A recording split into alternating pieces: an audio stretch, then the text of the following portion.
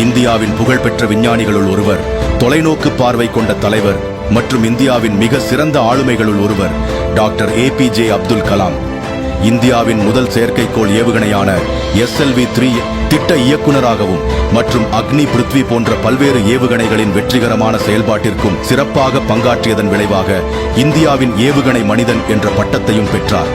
இஸ்ரோ மற்றும் DRDOவில் தொடர்ந்து பணியாற்றிய இவர் 1992 முதல் 99 வரை இந்திய அரசாங்கத்தின் முதன்மை அறிவியல் ஆலோசகராகவும், பின்னர் 2002 முதல் 2007 வரை இந்திய ஜனாதிபதியாகவும் பணியாற்றிய கலாம் ஐயா அவர்கள் நாட்டின் சிறந்த குடிமகனுக்கான மிக உயரிய விருதுகளான பத்ம பூஷன், பத்ம விபூஷன் மற்றும் பாரத் ரத்னா ஆகிய விருதுகளையும் பெற்றுள்ளார். தனது வாழ்நாள் முழுவதையும் நாட்டின் வளர்ச்சிக்காகவும் முன்னேற்றத்திற்காகவும் முழுமையாக அர்ப்பணித்த இந்த மாமனிதரை இந்நாளில் நினைவு கூர்ந்து போற்றி வணங்குவோம்.